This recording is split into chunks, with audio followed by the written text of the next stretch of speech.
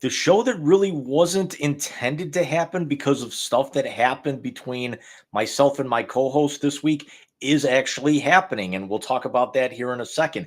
Welcome to episode 79 of the Wise Guys Sports Show. I'm one of your hosts, Jim Crinity, aka JC Blue Note, and Mike.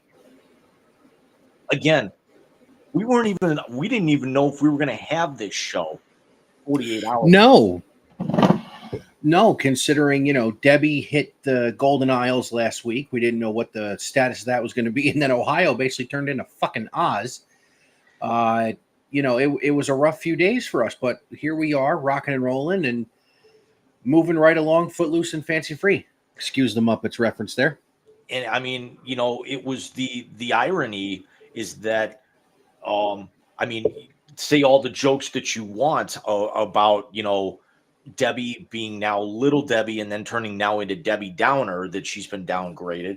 But very, very rare occurrence that Mike had Hurricane Debbie coming through his neck of the woods, and then he comes up here for a few days for personal reasons, and on his way, and literally like 24 hours after he leaves, tornadoes hit the Cleveland area for the first time in several years. And we're not talking like out in the middle of nowhere. Where I'm at, we actually had a funnel cloud, and there was a touchdown in a suburb about 15 minutes away.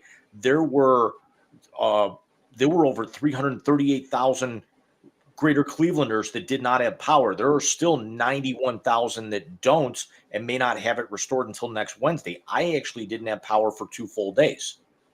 My mom and dad, who were around the corner from you, the same thing. They got it literally around the same time you did. My office partner got hers on Friday afternoon. I take that back, not Friday afternoon, about 6 a.m. this morning. Yeah, they just got theirs back. Internet came back last night about 6 p.m. But more importantly, the elevator is finally working in the building again. So they're able to get some stuff going and go from there. But Jim, originally, remember, we had planned for this episode to be our homage to the Wise Ass Sports Network that we coined and started back in our college days at the fucking millennia. Too fucking long ago. It might still one day happen. I mean, once the big Rican, show starts back up with more regularity, whenever that's going to be, maybe the Wise Ass Sports Network becomes a thing again. We'll see. I think I have an idea for an episode coming up that doesn't include me blasting my New York Mets the way that you have been blasting the Gardos in our conversations. But speaking of said teams, Jim, what do you say we hit the hat trick tonight? We got a loaded show full of content again. This is no bullshit, guys. Literally, we have not had many off the rails segments. Although we had one that I want to talk about during the blast. Oh yeah. We'll get there. We won't mention his name, but we will talk about it. And we've got a lot of thank yous to go around as well. But yes, we do. Guys, we'll see that in the second half of the show. Yes, we do. So let's. It's the 3 biggest topics in the world of sports from the last week. Get ready for the Wise Guys hat trick.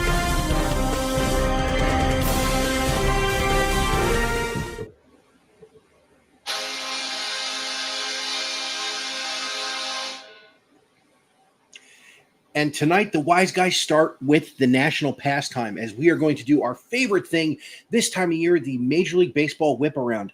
And I want to leave the first and last topics on there for the very end of the segment, Jim, because I think you and I will go more in depth as it's our teams there. But let's start with the second one, and that is the Arizona Diamondbacks coming out of nowhere trying to defend their NL pennant from a year ago. Honestly, I am impressed with the way the Diamondbacks have played. I'm impressed with the way they handled their trade deadline, too. Josh Bell has been an absolute godsend for them from the power standpoint. I know they were just in Cleveland recently. What was your impressions of the Diamondbacks in that series? That's when actually the Guardians were still in the midst of their slide. They were trying to start to right the ship a little bit, just didn't actually happen. But there's a reason why now that they are 11 games over 500, 8-2 in their last 10, and 3.5 back of the Dodgers. And the reason why they're not really eclipsing the Padres because the Padres have won 7 in a row or are the hottest team in baseball right now. This is like the second time I think you and I have said the Padres are the hottest team in baseball, and then they go into a cold snap shortly thereafter. Yeah, but the difference is with the other times when the Padres kind of get hot and go into a cold snap, they're not right on the Dodgers' ass. They're only 2 back right now. And the Dodgers did win last night. They don't play. They'll be starting as we're wrapping up with the translator. But the Dodgers are only 5-5 in their last 10. So I mean, this could be a scenario by the time we come back to you guys in 2 weeks, and we'll tell you about that at the end of the show. Could the Dodgers be in 3rd place? I doubt it. Just I think the Dodgers are too deep. But listen, we thought there were going to be 3 teams from the National League East going into the playoffs this year. It looks like we could still get 2, but I think the West would be the one with the 3 if it comes down to that, to be very honest with you. All 3 teams playing well. When we get to my Mets and your Gardos, we'll get into some of the other things with that. But let's go from the phenomenal to the absolutely fucking ridiculous. As Pedro Grifol loses his job as the manager of the Chicago White Sox. And Jim, are we this old? Are we this old? There is no truth to the rumor that he had to snap his junk in a coffee mug, during the interview process when he got the job. And for those of you who don't know what the hell we're talking about, Grady Sizemore is the new manager of the Chicago White Sox, the former Guardians, Philadelphia Phillies. I think he had a cup of coffee with the Mets at one point in time. And the Red Sox. Former 3-time All-Star. 3-time All-Star. Had his own rooting section in Cleveland called Grady's Ladies. Is now the manager of the RMS Titanic. I mean, the Chicago White Sox. But, I mean, come on, honestly, all they're missing is a topless picture of Kate Winslet and Billy fucking Zane not being able to shoot anybody. And they're the fucking Titanic, Jim. Michael, the Chicago White Sox lost again today. They lost 21 in a row, tied the American League record, won a game, lost the last 2, 1-9 in their last 10, and they are 72 games under 500. They are at 90 losses. By the time we are back on the air in 2 weeks, they will be at 100 losses, and we won't even be midway through August. Let's put some context on this. Right now, the modern record for worst record in baseball history is the 1962 Mets, who were 40-120. I feel for Alex on a level that I don't know if we can properly put into context. This is fucking embarrassing. 28 wins, and we're in the 2nd week of August.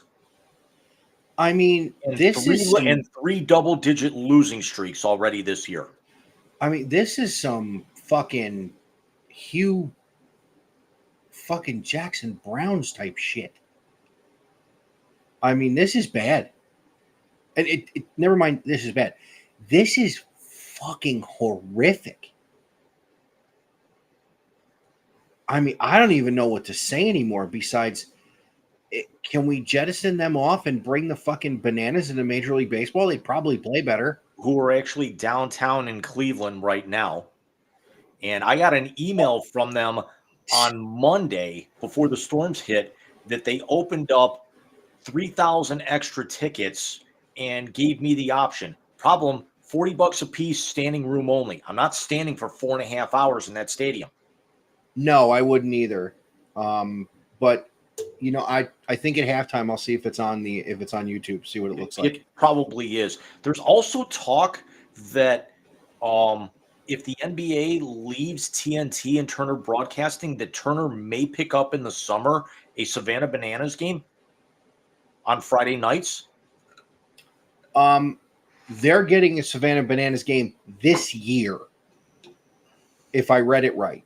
And I'm also hearing possibly on the CW network. Well, they're worthless anyway.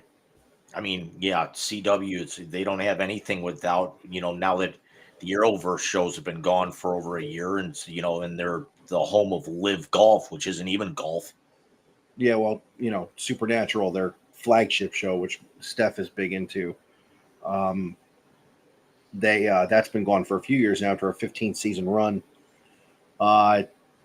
Ended just after the pandemic, but I digress. Sorry, What'd you break? nothing. It's a new setup with the soundboard, and it just went off. Well, that's bullshit. So let's leave the Gardos for last, and let's get into the blue and orange of my New York Mets, who, by the way, if you noticed the other day, kicked the Atlanta Braves out of the playoff picture. Do you want to talk about things that bring joy to my heart, James?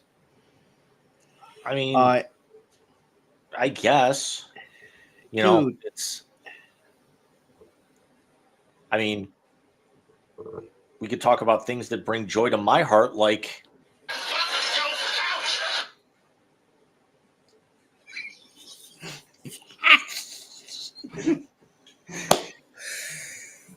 Where did you find that, you beautiful bastard? How could I not after what I showed you yesterday? Did you listen to it? We'll talk about that in the blast. But let's talk about the New York Mets, who, by the way, had the best record in baseball since June 5th. 36 and 19. I think it's 36 and 20 in their last 56 to now be the third wild card team. At one point in time, we're the first wild card team, and then they hit a couple of games when you're kind of like, what the hell are you doing? They actually start in Seattle in a few minutes after a tough one last night. But I tell you what, Seattle's pitching is off the charts good. But let's talk about our two favorite players to talk about in the New York Mets. Let's talk about Pete Alonso, who is probably going to hit 40 again, who's going to drive in 100 runs again. And his contract, do you think with what Pete's done this year, and it's not been what he did the last 2 years, do you think that contract thing is weighing on him as he goes throughout this season, Jim? I think it's got to be at this particular point because it's going to be very make or break right now, on Long Island for them, because it's going to be something where depending on how their regular season finishes, is he going to get a 1-year offer? Is he going to get basically baseball's version of a franchise tag? Or is he going to be playing in Philadelphia or Atlanta or somebody else that's going to give him $5, $6, $7 million and pay him $25-30 million a year? Is he going to get that $200 million final contract of his career? I'll be honest with you. I think he is, and I think he's going to get it in New York. I don't think Steve Cohen will let him walk.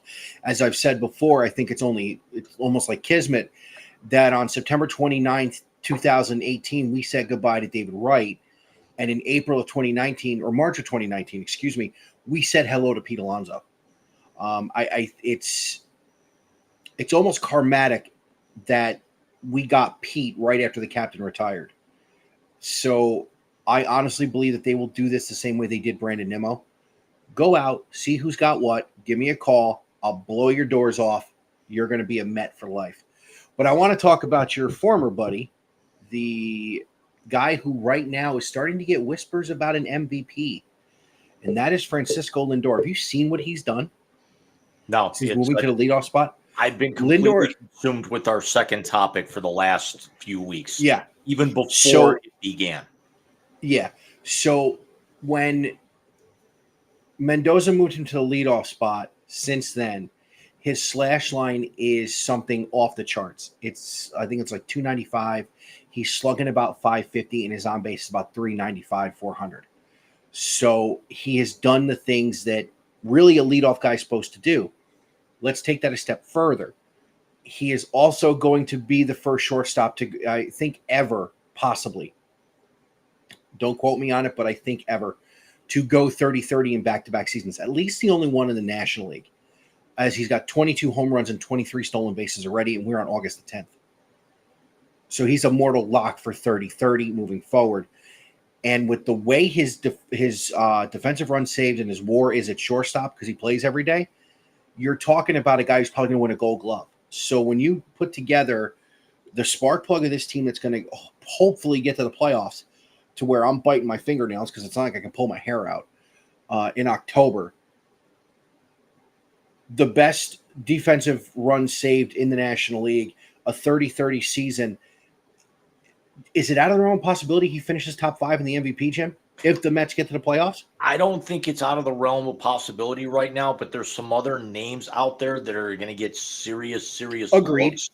It's I mean, you've got to count with the fact that they are still right now mathematically the best team in baseball. You got to think Bryce Harper's name's going to be in there. You've got to think that Paul Skeens is going to get some love.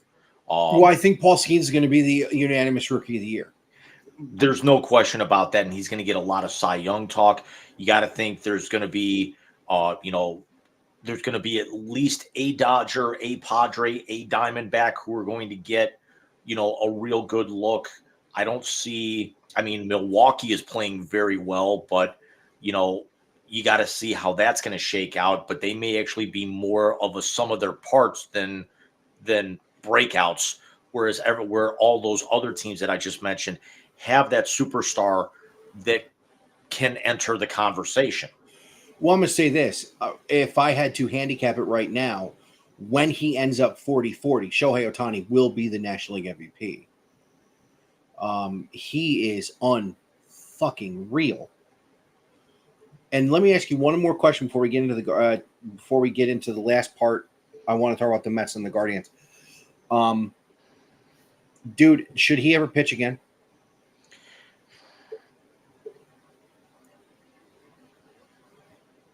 I mean, that's his bread and butter, is the fact that he can do both. He's not getting any younger.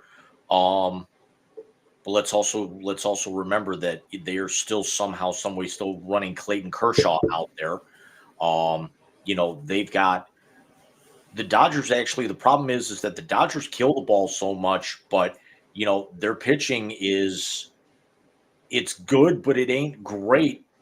I mean, their runs allowed is 479, which puts them like right in the middle of the pack in the National League. So it's not like they're blowing anybody's doors off, but they've got 572 runs scored, which is, I want to say, in the top 5 in all of baseball.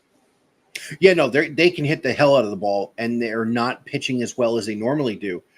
But my point about this is this: do you take the chance of a season-long injury pitching with a guy who's going to go 40-40, hit you lead off? I mean, think about that this way. He's hitting lead off, Jim, and he's going to go 40-40. I mean, almost unfucking heard of.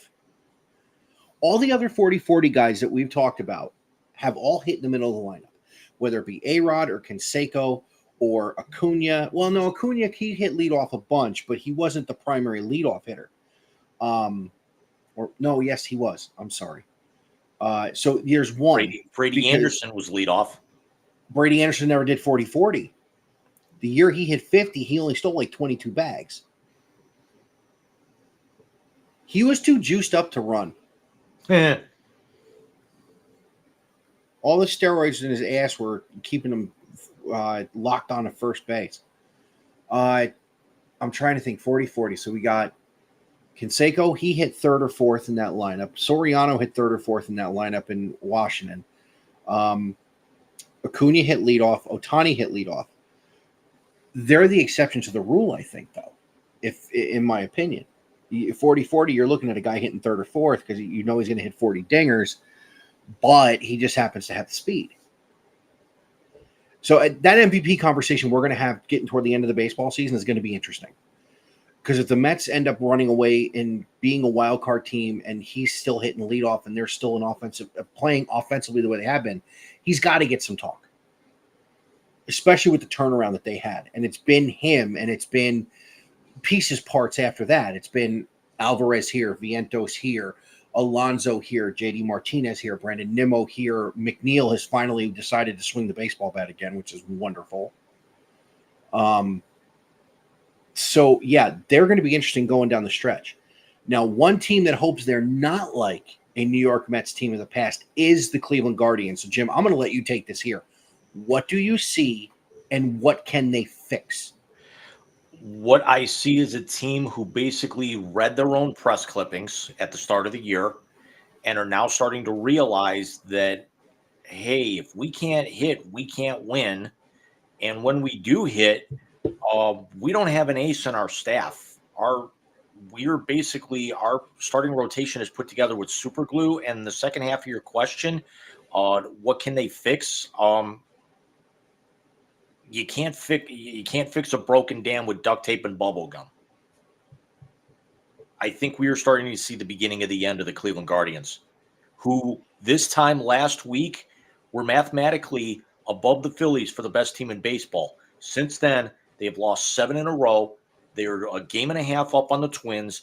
They actually are leading a game in the 8th inning and about to win and push that lead back to 2.5. But quite honestly, this team right now sucks. Well, that's a little harsh as Luna makes her This contractually team obligated appearance. right now sucks. They are in the last 2 months. I want to say they're like 20 and 27, which is below a 400 clip. Yeah, that's bad. And yet they are still 18 games over 500.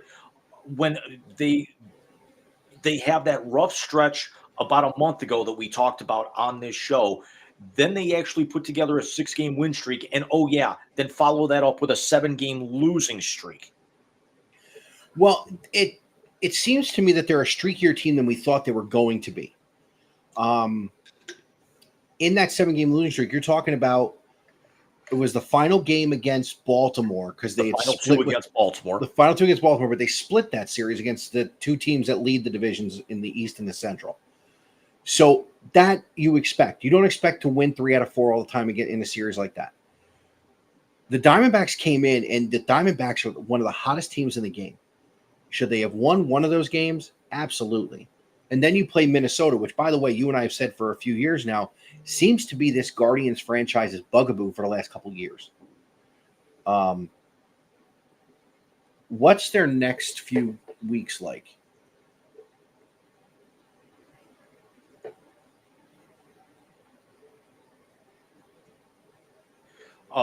They will. Where'd it go? After this, they will host the White Sox. I'm sorry, they will host the Cubs. They will go to Milwaukee. Then they go to the Bronx, host the Rangers, host the Royals, host the Pirates, go to Kansas City, and that'll take us up to Labor Day. I mean, there's definitely some winnable series in there. So they should win the series against the Cubs. They should win the series. Who's it? The Cubs and then who? And then Milwaukee, at Milwaukee. That's going to be tough. Although Harry Doyle's there, so they might be able to get that done. You always play well when you go to the Bronx.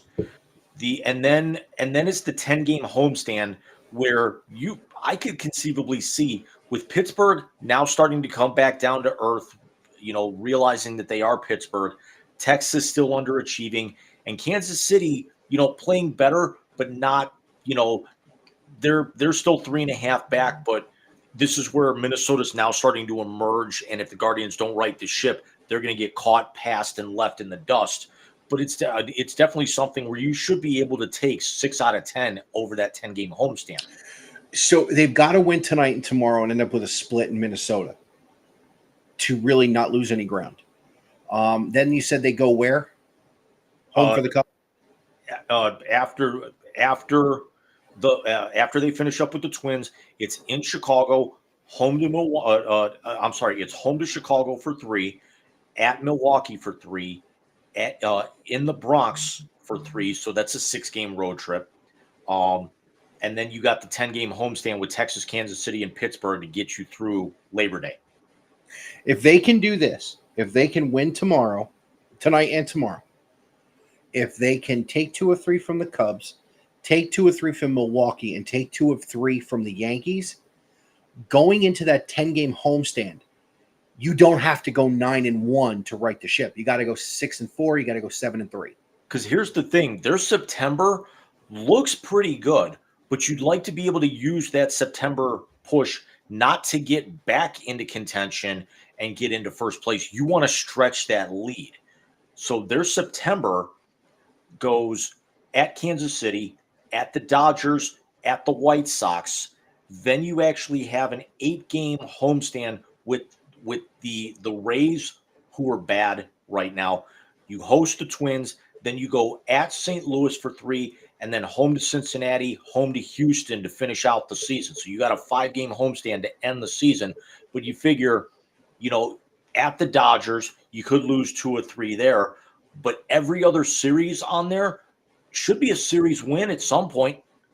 No, I agree with you. That's an extremely winnable series-wise calendar for the Gardos going to the end of the year. What's going to help them, and I'm going to say this because of the way the AL East beats up on each other, I firmly believe the winner of the AL Central will be the number 1 seed in the playoffs. Yeah, because nobody really wants to win the West right now. And no one wants to win the East because the Yankees and Baltimore keep beating the shit out of each other, left, right, and center. So, yeah, right now they're atrocious, Jim. This is a ship that is very easily turned around. You are looking through the snot-colored glasses of a Cleveland sports fan, and I understand. As they've just gone to, I want to say they've just gone to the bottom of the 9th, and they're holding a 2-1 lead. So hopefully Class A can be the Class A of 2022. Of 2024, and not the Class A of 2023, and kind of stop the bleeding here in a minute. That's definitely going to be what they need done. So what do you say we get to the next topic, as we've gone 27 minutes on this one? It's not going to be a horn, and I'll actually make sure to put the proper audio in there. But I'd like your attention for the next 30 seconds.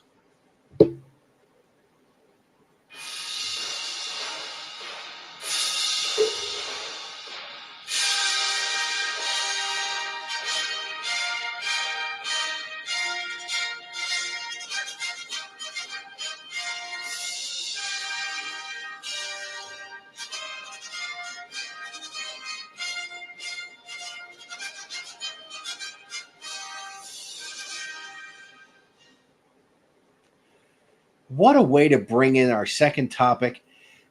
And yes, you read it right. For the 5th consecutive Olympics, the United States wins the gold medal in basketball, surviving the Joker in the semifinal game, and of course, outlasting France today for the gold medal.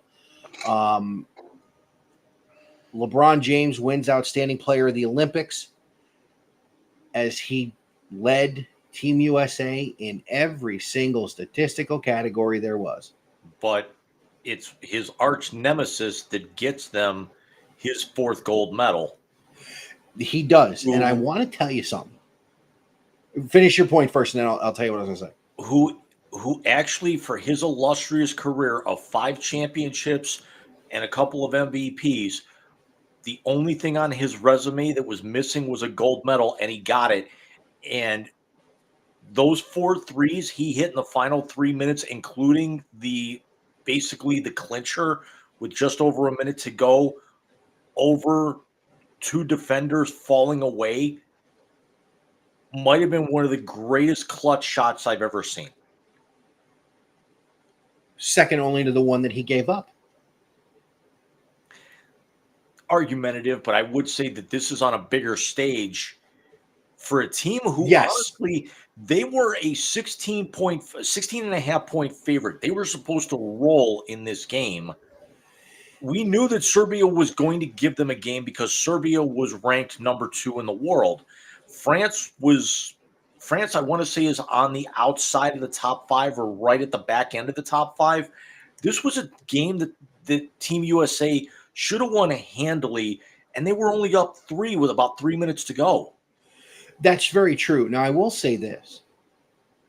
We've seen the comparison in the media between the Dream Team in 1992 and this team. Here's a stat for you. In the 1992 Olympics, the Dream Team faced 5 NBA players that were not on their team. this team faced 51. And then with the French squad that they played today, they only had 2 of them. One at the back end of his career, who's probably going to retire after this year, and then another one who basically put the world on notice today with his performance. Wemby was phenomenal today. They don't get that far without him, and it just shows you how special this kid is going to be. He really is. He is going to be a problem moving forward. He had a very, I want to say, with about midway through the first quarter, he grabs a rebound off a miss, runs the floor, and then posterizes Embiid with a dunk and went right over him down the lane. Well, Embiid's, one of my favorite players to hate, so that makes me feel kind of good. Let's talk about one other part of this. 4 gold medals, 4 championships, 4 MVPs in the finals. Was he the MVP of the Olympics each? No, Kobe got the one in 20, whatever it was. I'm glad you brought him up. Go ahead. I was going to say, and of course, they win the gold medal on 8-10-24. Kobe, of course, wore 8 and 24 for the Lakers and wore number 10 in the Olympics for Team USA, where he ran where he ran right through Powell's fucking chest. That was great. And it's not so much that he did it; it's the look on LeBron and D Wade's face when they tell that story, because they're like, "Oh." Still one of my favorite Netflix documentaries of all time. Oh, on the Redeem Team? Absolutely. So let's talk about some of the controversial things that happened.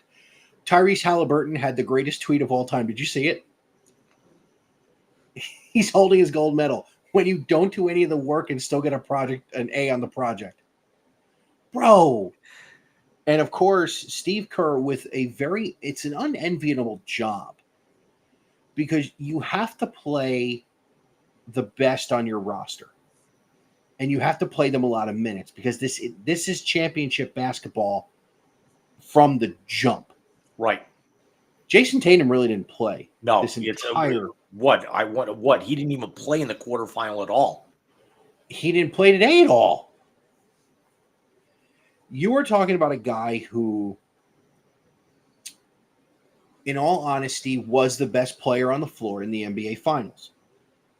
He just signed the biggest contract in NBA history. He is the best top players in the NBA right now. And he's the best player on the defending world champion Boston Celtics.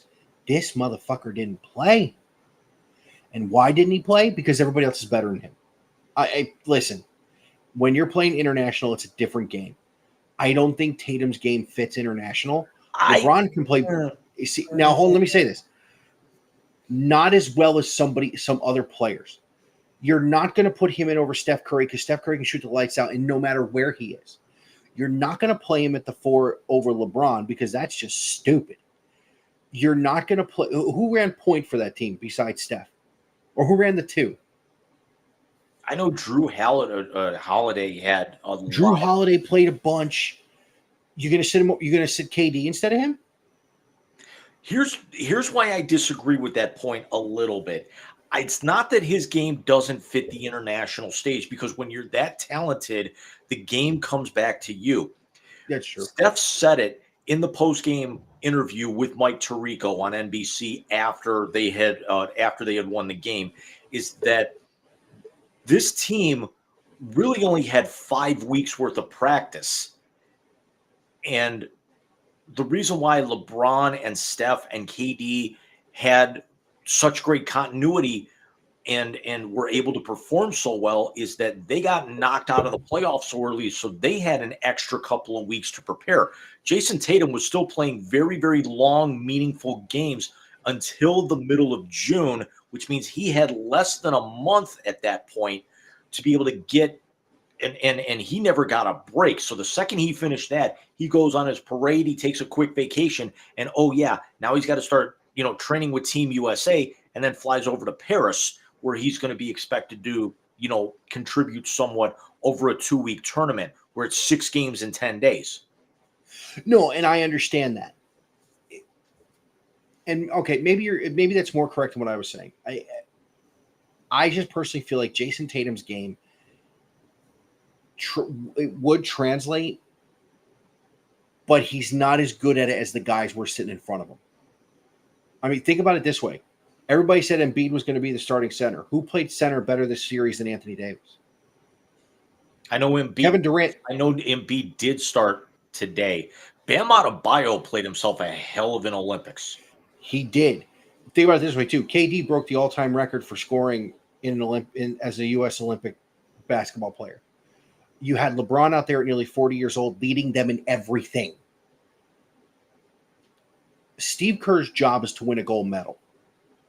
The scrutiny he takes for not playing guys is A, stupid, and B, asinine.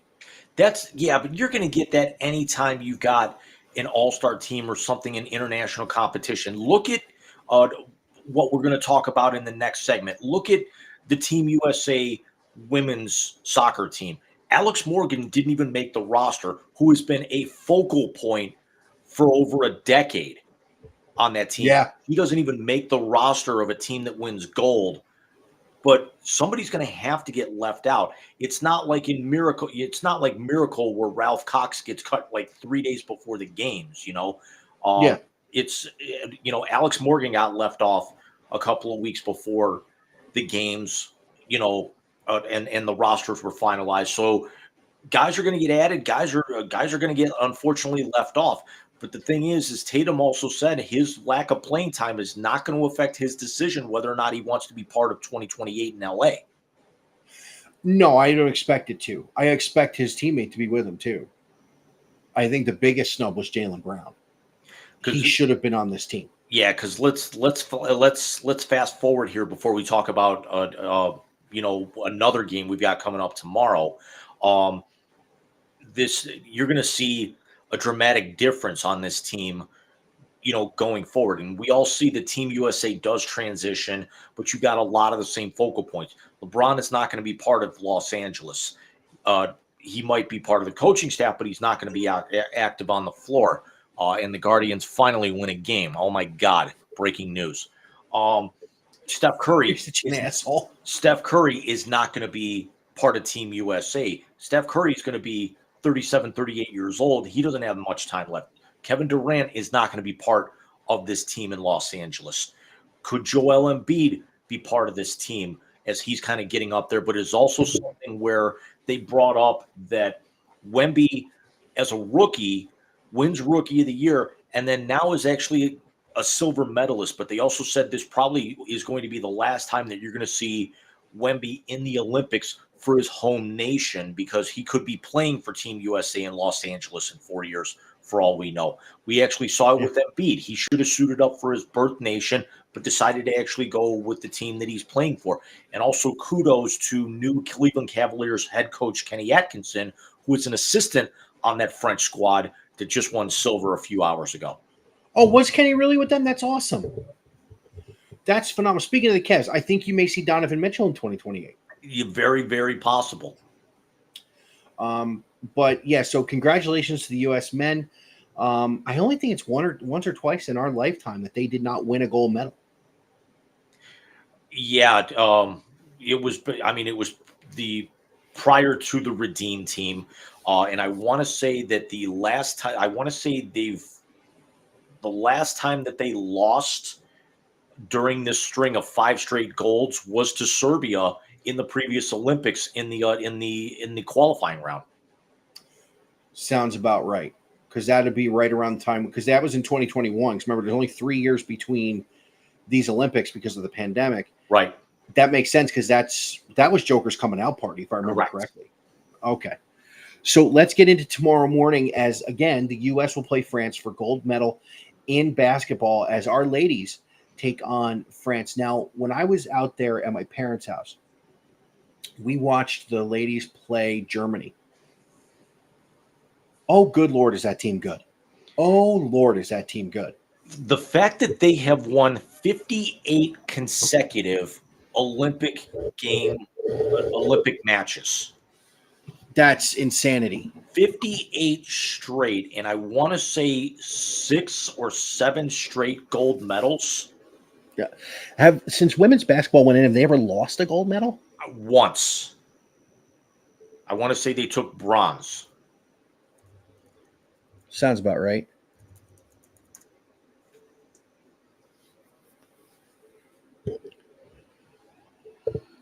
Sorry about the moving. My back is killing me again.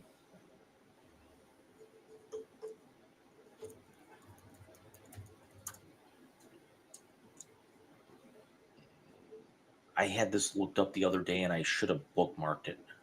There we go.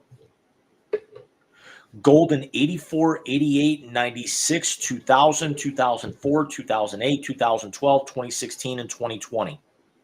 Silver in 76, bronze in 92. So the year the Dream Team won, they got the bronze. Okay. Yep. So I don't think France is going to give them the game people think they are. It's not going to be today. This team is ready to run away with it. Now let's talk about what we're talking about here. Sabrina Ionescu has shot the lights out of the gym. Kelsey Plum is a dog. And apparently her and Aunt Edwards were roasting the entire bus on the way to the boat for the opening ceremonies. Yep. And the first line that they used was LeBron was playing everybody's uncle, trying to make sure everybody was getting there on time. By the way, real quick, my connection finally topped off. So I want to say it's something with that first hour, or that first half hour or something. Well, maybe your network likes the blast as opposed to the hat trick. Anyway, possible. But this would actually, I'd have to go back and look if this is, how many times you've actually had the same two nations, men's and women's, both going for gold. Oh yeah. Oh, that's a good one. And here's the other thing. And this will actually tie into the next segment that we won't jump to right away because we're still going to talk about this game tomorrow. That 9:30 tip-off, when that game ends, the athletic competitions of the 2024 Olympics will officially be over. That will be the final event start for the 2024 games. Listen, it's a great way to end it. And as invested as I've been with these games, which we'll talk about in the next segment, I actually got choked up just saying that. I don't want to see these games end. These have been the most entertaining games all the way around, and just with all of our teams, our volleyball teams, our basketball teams, our I don't actually want to say gymnastics because but you know what I mean. Our team sport events. Our water polo team plays for gold tomorrow. So it's just so interesting, the contrast in style here, that the men that they brought up, that Noah Eagle and Dwayne Wade, who were on the call live on NBC, actually said, this is actually something where you've seen that the U.S. was so dominant with the men and the rest of the world is caught up, whereas in women's soccer, it was the U.S. and now they're actually ranked 5th in the FIFA rankings after being so dominant for so long. But then the U.S. women's basketball team has basically pushed the envelope so far that they've basically Ledecky the rest of the world. And think about it this way. They're doing this without Caitlin Clark. Imagine what this team would be with her just coming and shooting balls from the fucking logo. And I mean, let's talk about how great Brittany Griner has looked after actually she has been phenomenal. Basically out of basketball for the better part of a year and a half. She's looked good. Is it Asia Wilson? Asia Wilson. She has been great. Phenomenal. There's a guard who just could not miss the other day, and I'm sorry I can't remember the names, but obviously when I was watching this game, I was more invested in something else that was going on that we won't get into. The family stuff. Might have been Jackie Young. It was Jackie Young. Now that you mention it, but you're talking, and Brianna Stewart has been awesome. Yes. Sabrina has been Sabrina, and that's the best way I can say it. I mean, Sabrina's just been Sabrina. Just look at the roster. I'm going to go down it real quick. Jewel Lloyd, Kelsey Plum, Sabrina Ionescu, Kalia Copper, Chelsea Gray, Asia Wilson, Brianna Stewart, Nafisa Collier, Diana Taurasi, who's basically on this roster sentimentally, I would say, Mhm. Jackie Young, Alyssa Thomas, Brittany Griner. That is basically one of the greatest collections of female talent you will ever see. Only to be surpassed in 4 years when it's names like Cameron Brink and Angel Reese and Caitlin Clark. I don't know And about Angel Reese, but it's considering she's got those pterodactyl arms and has that 2-inch vertical. well, yeah, but she'll be on the roster because Diana won't be there. Right. Um, Yeah, but but you add when I ran that list down, yeah, you're talking in 4 years. Jewel Lloyd's going to be 34. She probably won't be there. Kelsey Plum will be 33. She'll be there. Sabrina will be 30. She'll be there. Kalia Copper will be 33, possibly. Chelsea Gray will be 35, possibly. Asia Wilson, 31. She's a shoo-in. Brianna Stewart will be 33. She's a shoo-in. Nafisa Collier will be 31.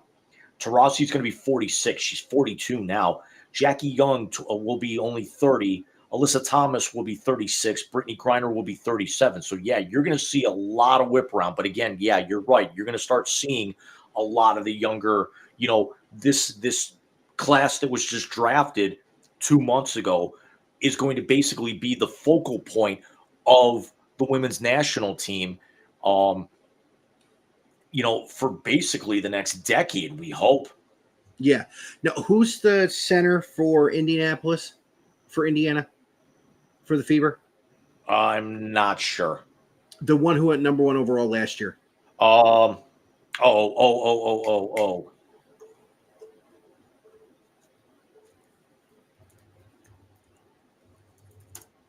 What the hell is her name? Aaliyah Boston. Aaliyah Boston. Aaliyah Boston's going to take Brittany Griner's spot. And then you also have another name that we actually haven't brought up, Paige Beckers. You're gonna have Caitlin, Sabrina, Kelsey, Cameron, Angel, Paige. and Paige on a roster in 4 years in Los Angeles.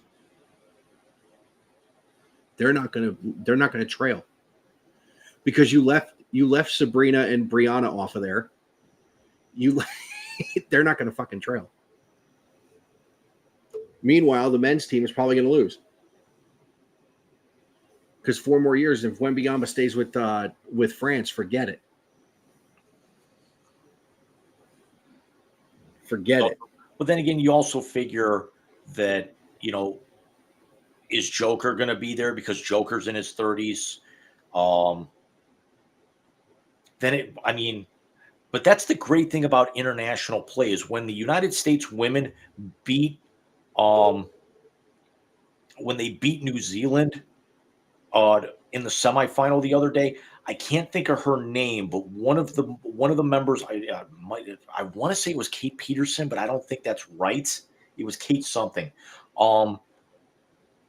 She's 46 years old and she's still on the New Zealand national team, and she spent 10 years in the WNBA and won 3 titles. I know you're talking about. Yeah, I think you might be right with the name, but either way, I will be paying attention to that tomorrow morning. Obviously, with Bobby, TV's his, as you know.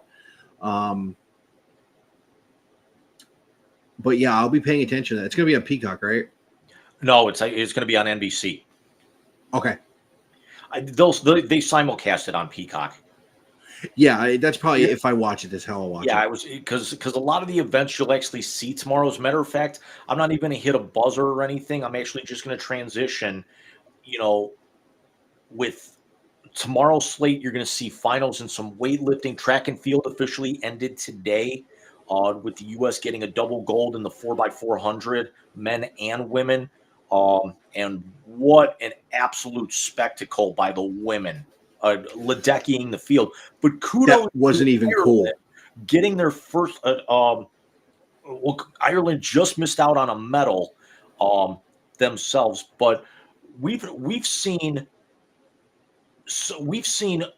events and personalities that we only get to see unless you're a diehard or you tune in on Sunday afternoon in between like golf and basketball or something like that, you know, for like international track and field or things like that. Or we've seen names that you wouldn't really recognize now become household names. Femke Agreed. Bol, Katie Ledecky. We're gonna talk about her in depth, Well, but just let's talk about a name that's going to be a household name going forward. And that's Ethan Wilson, the 16-year-old kid who ran in the relays for the United States. I mean, you see on Facebook, and of course, I follow the Big Ten on Facebook because I'm a Big Ten lunatic, no matter what sport it is. But you see all these people, and now they're putting UCLA and USC shit in there, and it's just starting to make me fucking mad. yeah. But this one from this Big Ten team, this one from this Big Ten team, this one from this one. This kid's in fucking high school. Could you have ever dreamed at 16 of competing in something on the world stage besides backyard wrestling? Right. I couldn't. Right. And this kid, not only that, he was on the team that won the medal. Yeah. This kid can flat fly. Throw another name out there who went to school at LSU for his home country of Sweden. Armand Duplantis, pole vaulter. That's the pole vaulter? 24 years old, had the gold medal already locked up and wanted to put a show on for the fans, and then jumps a world record. Jumped higher than any human being has ever jumped before and sent 75,000 people into an absolute state of hysteria. Well, how about the guy from the United States, the shot putter, who, as soon as he let go of the ball, knew he won the silver medal? The same thing with the I can't think of her name. The American woman who won the discus. Was she the one Flavor Flav played her rent? When she goes to Vanderbilt and they play to football players before they pay to track athletes, and the football players are shit. Yep, it's although I will say that Duplantis, kind of caught some flack and everything because he did the same thing that Simone Biles did with her husband, and we'll talk about that here in a second. But Duplantis wins the gold, goes over, hugs his incredibly gorgeous model-like girlfriend, and then posts a TikTok video or something on like Instagram or something. He's drunk, out partying, and then the next day he takes his gold medal off and puts it over his girlfriend's neck. Basically hangs it on her neck. And Simone apparently did the same thing. And then there's a whole bunch of people blowing back saying, why would you ever do something like that? Well, she's got a bunch of them. She's want to hurt her fucking neck. Right. And it's, just people get over it. Although somebody finally revealed what's in those things that they give them with their medals. What's in there? It's a poster. It's a kind of a caricature in a Where's Waldo type style of That's Paris. cool. It's a caricature of like all the events, which is That's great cool. because it's better than flowers because the flowers are not going to be alive long enough for you to fly home. So give something that you can frame because it's only something that they've really given to the medalists. Yes. So you brought up Simone. Maybe the most dominant American athlete of all time. Second most. Third. Ledecky and Phelps. Yeah. And that's and those two are not even up for discussion. Yeah, so she's number 3. But think about this. Because here's the thing. Simone's career in the Olympics is probably over because there's no way she's going to be able to be that dominant at 31. I'm pretty sure she's pregnant too. I think she's done. Right. Ledecky, Phelps is so far out of reach. He's got more golds than Katie's got medals. And Yeah, Katie's going to be 30, and Katie's going to be 31.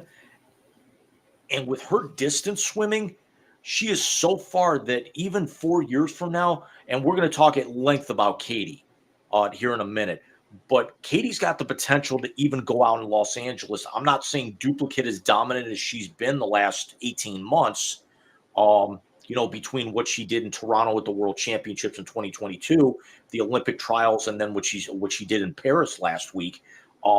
but Katie's got the potential to go out and add to her total. I don't see Simone doing that though. No, I think Simone is done. If I read it correctly, and again I could be mistaken, this was her final Olympics. Her and her husband, who plays, is he with Chicago now? Yes. Okay, so he's with Chicago, with the Bears, football player. They are starting a family, and it's good for it. If that's how you go out, what are you kidding me? Right. Although some other news that came out indirectly affecting Jordan Childs lost her bronze. I will say, as bad as it is, it's the right call. It is. I actually thought that it was the wrong call when they made it, because I watched the event live and I watched the protest. And I got to say, even as an American, my heart absolutely broke for the Romanian who lost the bronze with that challenge. And I didn't actually even want to say it was because of, Childs or the Americans seeming entitled. It was the wrong call. It's, for something like that. And I'm actually, as much as it sucks and my heart goes out to Jordan Childs, I feel so much better that this was actually corrected for the Romanian. Yes, agreed. Was I excited that they went silver and bronze in the floor exercise? Oh, that girl from Brazil was fucking awesome. If only Simone could have taken her floor exercise from the team event and put that in and duplicated the performance. Right. She walks away with another gold medal. But I will say this, that was the right call. It was also the right call for the coach to call the protest, because she's got to protect her athlete. I get she's got to try and work in her favor. So I understood the protest. I thought the Olympic judges made the wrong call giving it to her. Again, happy for the athlete. But no, yes, getting that corrected was the proper thing to do. And in that scenario, just so anyone's like out in the woods, Jordan Childs finished technically fifth.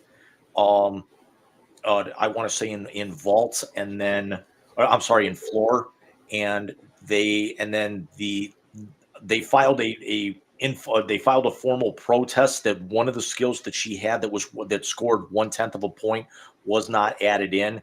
It was reviewed and they did find that it was missed, and then they added it back in. And then Childs was awarded bronze, which actually vaulted her from fifth to third. And you cannot challenge if you're outside the top five. But then earlier today, that was rescinded by the governing body of appeals with these games, because you have to file the official appeal within 1 minute, and that 1 minute had expired. So as much as it's a technicality, it's by letter of the law. It's letter of the law, and I have no problem with that. Childs did walk away with gold in the team events. Yes. So it's not like she's going home empty-handed. No, and I will say this, as far as that goes. The women's gymnastics team, really headed up by Simone Biles, has had a run of dominance that we haven't seen outside of an on-court type team with the United States. The men, of course, they won bronze, right? Yes. And they had that dude that looks like you won the pommel horse. You're laughing like I'm fucking kidding. Have you seen this guy? Oh yeah, yeah. I was wondering what you were doing in France for a minute, and then I realized it wasn't you. Let's talk about a couple of other names here. Noah Lyles, fastest man on earth. I can't even fathom. I don't drive that fast. What the fuck? I tell you, you know what impressed me more was the distance runners. Yes. The two Americans who finished 1-2 in the 1500. And that's got a place in my heart because, of course, my older son ran distance. We were watching the steeplechase when I was at my parents', and I look at my mother and I go, Zachary ran that. And she kind of gave me one of those. That was cool to watch. The relays are always fun. They really are. And the Americans should have actually had, unfortunately, had there not been an accident just prior to trials, they would have actually won gold in the female steeplechase, because there's a runner named Emma Coburn who who's been, I want to say, two-time world champion, and I want to say she's like one of the top three. She might have held the world record at one point. Like tore something in her knee just a couple of weeks prior to Yeah. the Olympic trials back in June. Yeah, she was on the shelf because of the injury. But the relays are my favorite, honestly, and because I never run one, I have never been that fast or fast at all. I will say it was nice to see Sha'Carri Richardson run that anchor leg of the 4x100 and dominate, especially after the way she finished in second in the women's 100. Of course, hats off to the winner who won that. But did you hear what happened with her? Probably there's been so much that's going on. I probably, forgot, but For go those, ahead. yeah, for those who don't know, Sha'Carri Richardson and one other member of the U.S. Olympic team were not staying in the Olympic Village. And overnight, the Olympic Committee made a decision that you could only get into a certain gate if you were on the bus, basically. And of course, they weren't on the bus. They weren't staying in the Olympic Village. They had to walk for an hour to get to where they needed to go, to walk another X amount of time to get there. The one American runner who they thought was going to challenge Sha'Carri Richardson actually withdrew because she wasn't ready. So without stretching or anything, Sha'Carri Richardson went out there and ran a silver medal time in the 100 meters. And then if you saw the end of the 4x100, she is staring people down and she is just flying down the anchor leg. The women's 4x4 today it was a fucking joke. Can we talk about a household name worldwide, Femke Bol from the Netherlands? Is she the one who took out the mixed 4x400 team?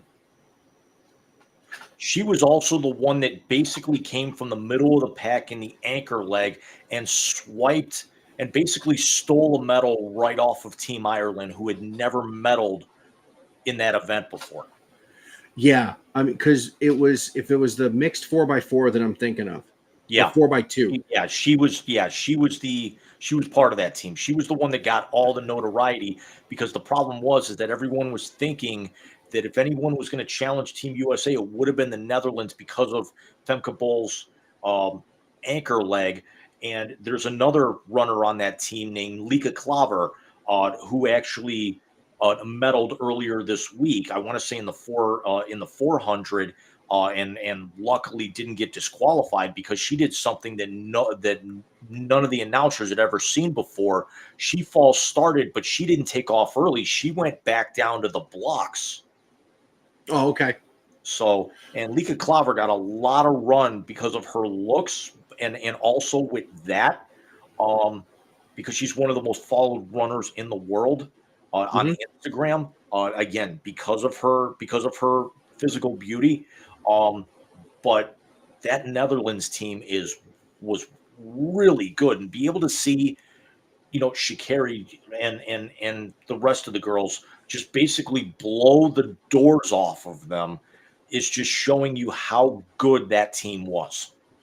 Agreed. And the mixed 4x4, the 4x2, I think it was. That, by the way, the Americans set the world record in the qualifying heat, and it wasn't even close. And they had one where the woman who ran the second leg was in the wrong spot. She had to bounce back to the right spot to do the changeover, took off, and the woman who ran the anchor leg was just gone, just fucking gone. They set the world record. They shattered it. It was over. I think it was over a second that they beat it by. I mean, that's insanity. And for the Netherlands to come back and win that race the next day, that's very impressive to me. The men's 4x400, of course, was close, but the United States wins that today with Ethan Wilson winning a gold medal at 16 years old. I mean, come on, man. You only heard about that shit in gymnastics. The U.S. wins 33 medals in track and field. Jesus. 33 medals. 4 more names, and then we'll basically look into the halftime here. Congratulations, hats off, everything to Northeast Ohio's own Katie Moon, formerly Katie Najat, taking silver in the pole vault. was actually thought to win the event and repeat. Actually ended up sharing the gold with, ironically enough, the woman from Australia that she lost to. But Katie Moon basically would have put that so far out of reach. And I'm not, and all due respect to all the other athletes that she was competing with, but Katie Moon has been battling an Achilles injury for most of the season. I've been watching her very closely in the lead up to it. Just didn't actually seem right when she missed some pretty consistent distances and heights for her. Christina, Kristen Faulkner, what a game for her. Kristen Faulkner wins gold in the women's cycling event, the women's road race, when she's only been on the bike professionally for 10 years. Wasn't even supposed to compete in the event when one of the other team members had to bow out due to injury. Wins gold, comes from 30 seconds back of the leaders with 13 kilometers to go, and wins the event by almost a minute. That's insanity. And that happened back on the 4th, which was last Friday. Then with the team pursuit, wins gold back on the 7th. And how the team pursuit is, that's where you see the track cycling, where it's 4 runners basically all packed together. And how that works is that you have to have at least 3 to cross the line, and it's when the third cycle of your team crosses that line, and they won by over a second. By more than half a second over New Zealand, and she was part of that team. So you start with 4. You can have 4, but a lot of the times you'll actually see, to be able to, with the aerodynamics, somebody from there will peel off and they'll finish with 3. So what a game! What an Olympic event! Olympic Games for Kristen Faulkner. Do we have to say anything about Scotty Scheffler that hasn't already been said? Listen, we were watching the golf. And when I last looked, Scotty Scheffler was 3 down with 5 to play. And I'm like, oh, Scotty's going to finish in silver. That's a hell of a year. Yeah. Scotty Scheffler took those last 5 holes to the absolute fucking woodshed and dominated down the stretch to win the gold medal. I mean, we were talking about the other day when we were discussing the show before you went, basically from the 10th century to back to the 21st. He finished at the Masters? Won the British Open, won the Masters, Olympic gold medal, world number 1, and his first kid in May. And the charges were dropped in Louisville. Yep. And then also in May, gets arrested at the PGA. Scotty had a hell of a year, and it's only August. And he's still got another major, and he's got the Ryder Cup coming up. Oh, dude, could you imagine if he wins this major and the Ryder Cup? And he's got the Tour Championship coming up, I want to say in September. I think that's there, because the Ryder Cup's October, right? Yeah, like late September, early October, something like that. Okay. Hey, can you believe it's been 25 years since that one when they were down and they had to win every singles match? Dude. That was one of my... Along the same lines with golf, Lydia Ko from New Zealand wins the women's golf gold medal. She's 27 years old. She qualified for the LPGA Hall of Fame. I was wondering how, because I saw that in the headlines on ESPN. I'm like, and I don't follow women's. When Michelle Wie was playing, I followed it more because she was just one of my favorite players. But 27, that's some Tiger Woods shit. The criteria for making the LPGA Hall of Fame, it's based kind of on points depending on how you finish. It's I want to say it's like 1 point for a tournament win, 2 points for a major. They've got the breakdown here. It is come on. I just had it.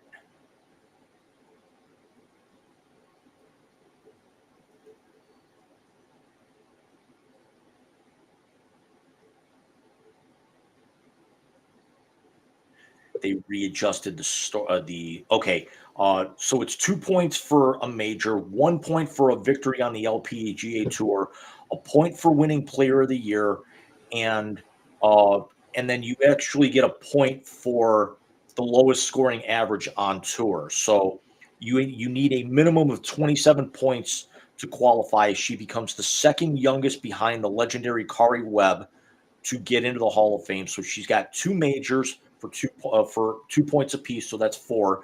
18 victories. That's 22. She's won Player of the Year twice. That's 24. And then won the scoring average twice. That's 26. And then her Olympic victory earlier today gives her 27. She's in the Hall of Fame at 27. That's insanity. But congratulations to her as well. But Jim, one last thing about Katie, and then let's hit halftime. We actually even haven't talked about Katie. Tomorrow we've got a couple of random events winding up. I want to say that there's some cycling. I want to say that the men's and women's marathons take place tomorrow morning. They'll basically finish, I want to say, under the L'Arc de Triomphe or somewhere on the Champs-Elysees. Very good, by the way. What's that? Very good pronunciation, by the way. I took 3 years of French. I should. And what's funny is that I took it between high school and college, and then thinking I was going to be talking to French hockey players, and I get there and they're all speaking Russian and Czech. So that was money well spent. Well, tell LaPlanche you needed better classes. But we've got Team USA going for 3 more golds in team events tomorrow. Naturally, we got the basketball. Women's volleyball goes for gold tomorrow morning against France, and then the men's water polo team goes for gold tomorrow as well. So right now they lead the medal count, but they are 3 behind China in the golds, and this could basically put them into a tie. I hate to use the idea, people that say, well, they won the Olympics. You don't win the Olympics. You win the Olympics just by getting to the Olympics. Yeah. But and I've already actually told my mother, who calls me every Sunday morning. We talk for half hour, 40 minutes. I said, don't call me until 3:00 tomorrow, until after 3, because I want to watch all 3 of these matches, because you're going to be basically on at sunrise at that point, and the women's gold medal basketball game going off at 9:30 in the morning our time, which it's a 6-hour difference. But before we hit halftime, because we're running long and we don't have a ton to talk about in the blast here, we got several topics, but they're going to be quick hitting. Mike, you alluded to her earlier. We talked about her when we were with you guys 2 weeks ago. She won the first bronze of her career. Is Katie Ledecky the greatest female athlete in Olympic history? I'll say swimmer, and here's why I say swimmer. What gymnasts like Nadia Comaneci and Olga Korbut did back in the day, even Simone hasn't touched them. What Simone has done has put her in that. Remember, the Williams sisters have several gold medals themselves. If you want to get into what people have done in the Olympics, some of the team players have put up remarkable numbers. Still the only perfect 10 in U.S. Olympic history is Mary Lou Retton. So you have to have her in the conversation. Then if you go into the winter, Bonnie Blair is in anybody's conversation with what she did on the speed skating track. You talk about Dorothy Hamill. You talk about Michelle Kwan. You talk about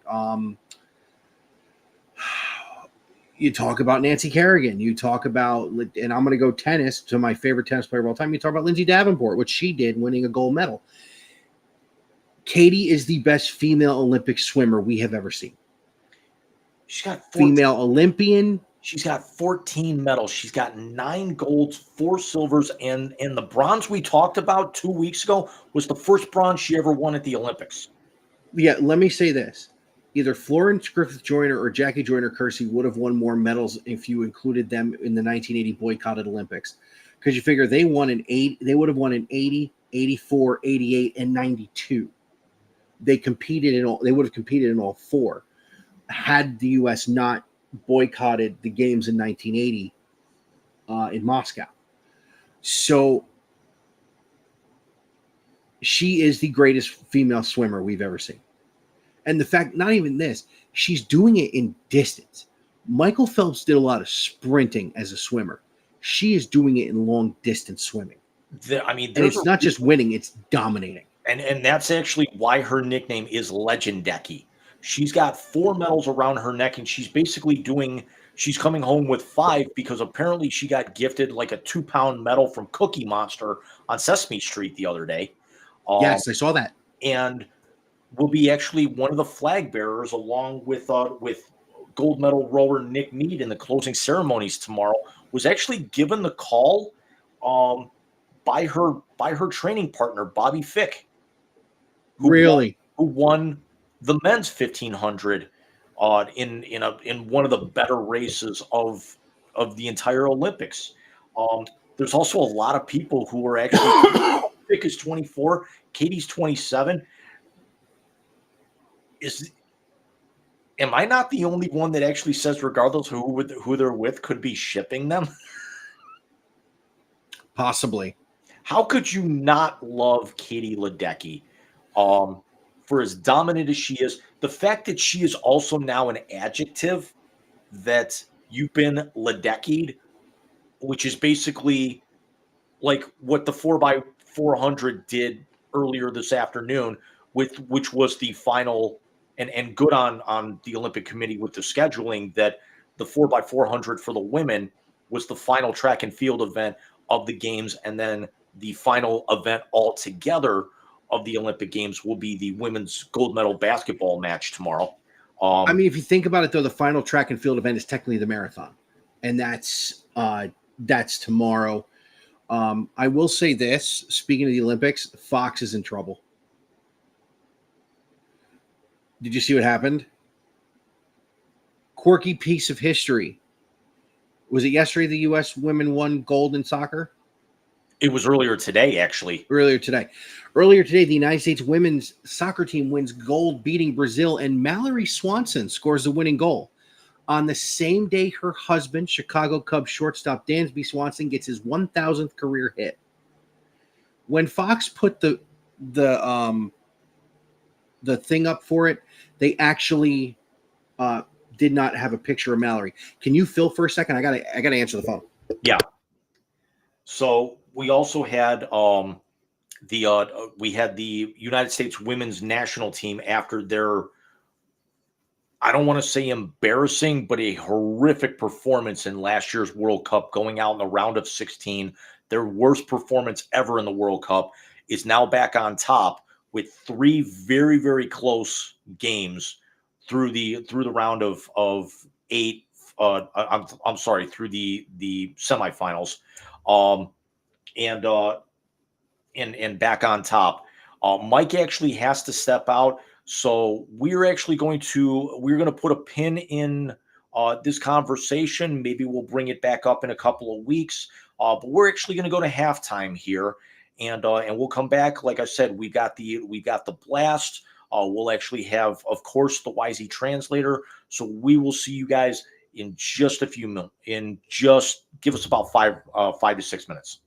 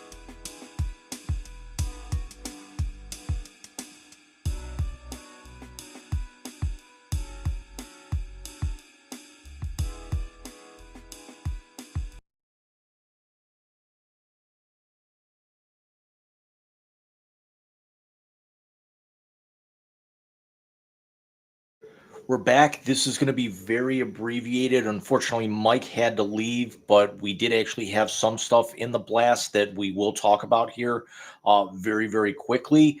As you can actually see, Jim Harbaugh, especially after his controversy and will be sanctioned up, and the University of Michigan will be sanctioned, will actually be an honorary captain for the Michigan Wolverines with their opening game at the Big House against Fresno State coming up here in a couple of weeks. You can also see that Lauri Markkanen was extended for 5 years and $238 million with the Utah Jazz. Very good on them. Although there's a lot of people out there who still think that this could be a potential kind of smoke and mirrors aspect where they could actually be looking into more so of a long-term sign and trade with the now all-star after he was acquired from Cleveland in the Donovan Mitchell trade. The Cleveland Browns rendered first drawings of their new stadium, and I would have loved to get Mike's take on this. We'll actually let that marinate here, and we'll touch on that here in 2 weeks. The rumored cost is $2.4 billion, and it would be built in Brook Park, Ohio, which is about a good 25 minutes away from downtown Cleveland. There's a lot of people that would talk, well, why can't you just put a dome on the existing one? And much credit to my IT guy, or I should say our IT guy with the company that I work for, who's a longtime season ticket holder, said that if they were to try to put a dome or a retractable roof on that current place, it would never work because you have to dig so much further down into the ground, because if you try to put one on an open-ended stadium, it's going to basically cause parts of that stadium to kind of collapse or even fall apart like they already kind of are now in certain aspect, which is hilarious considering it's only a 25-year-old stadium. So if they wanted to do a dome or retractable roof, they're going to have to put it on a new plot of land. The only problem is that by doing this, they're going to be you're looking at 3 years to build this stadium, and then it's probably going to take another 2 or 3 years for all the businesses and all the developments in that same area to be built as well, to where it's a fully functional type thing. And then what do you do with the lakefront? People are talking, it hurts those businesses. Well, if those businesses are relying on, 8 or 9 home games on Sunday afternoon, especially in below average weather conditions, how viable would they be, considering that those same businesses would attract, even though they're much smaller crowds, you're getting 60, 70,000 people just at the stadium on those Sundays. But you've also got, 15, 20,000 people going there in the summer for Guardians games. And you've also got 15, 20,000. You've got 15, 20,000 going there in the cold weather multiple times a week for Cleveland Cavaliers games. And you've got anywhere between 15 and 40,000, depending on the crowd size, coming out of Progressive Field for the Guardians, even though the Gateway District, as we call it here in Cleveland, which the baseball stadium and the multipurpose arena are literally next door to each other. They're about 4 blocks, maybe even less than a half a mile away from Cleveland Browns Stadium itself. So very interesting to see what they do. Do they spend the possible $1.4 billion to renovate and repair their current facility, which actually could mean that they could end up playing down in Columbus for a couple of years?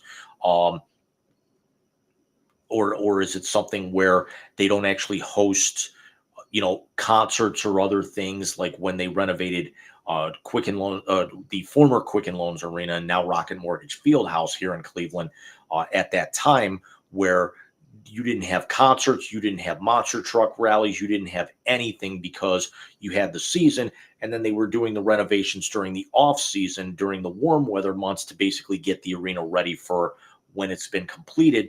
And now it's actually turned himself, with that facelift, back into one of the nicest 10 or 12 arenas in all the country. And then, unfortunately, that last bit of news, former pro wrestler Kevin Sullivan, also known as the Taskmaster, passed away just the back on, I want to say it was Thursday night, at the age of 74. Sullivan had an accident earlier this year and had gone downhill physically many years in the many months since then. And unfortunately just passed away. And Sullivan is best known for his time of being the booker during the heyday of World Championship Wrestling, but was also unfortunately the last part of the now infamous Chris Benoit triangle, as Benoit's wife, Nancy, was originally married to Kevin Sullivan, and the story had been told many times over the years that Sullivan had taken a step back from in-ring competition dramatically, in the latter part of his career, had actually started working more so backstage, wanted Nancy to kind of go out on the road, as Benoit was a member of the legendary Four Horsemen faction with Ric Flair at the time, and wanted them traveling together. And then it just, life imitating art at that particular point, and they grew closer, and there were issues with Nancy and Kevin Sullivan, and then eventually they split up, and then Chris marries Nancy, and we all know how that turned out, and it's hard to believe that that's been as long as it has been. Mike and I, next week is still pretty much up in the air. There's a very good possibility we are not doing a show next week. I've got a wedding in the family next week. I have a rehearsal dinner on Friday night, so we won't be able to do it then. And then all the festivities are Saturday, all afternoon Saturday until probably very very late at night, maybe even bleeding into Sunday. And who knows if I'm going to have any energy left by that following Sunday. So there is a very very good chance that our next show is going to be incredibly off the rails and in a lot of bad taste. So as you see there's a lot of talk with Mike and myself that the first half of the show could end up being our Football-a-Palooza, our second annual Football-a-Palooza, as